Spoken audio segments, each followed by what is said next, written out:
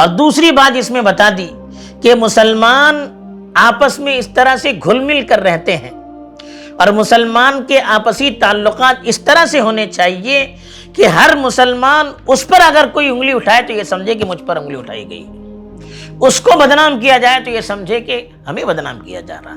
یہ نہیں کہ اگر کسی کے بارے میں ہمیں ذرا سی کہیں سے خبر مل گئی کہ اس کو بدنام کیا جا رہا ہے تو ہم نے پھونکنا شروع کر دیا اور اس کو معاشرے میں پھیلانا شروع کر دیا۔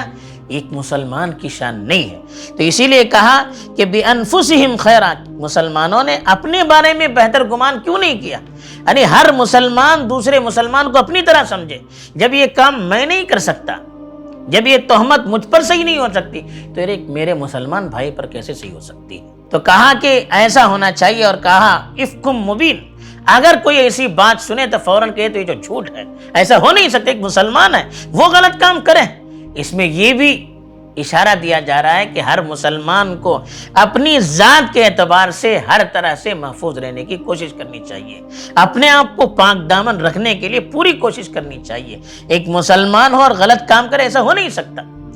اس کو خود کرنا بھی نہیں چاہیے، دوسروں کو اس کے بارے میں سوچنا بھی نہیں چاہیے، اور بغیر ثبوت کے کسی پر کوئی انگلی نہیں اٹھانا چاہیے۔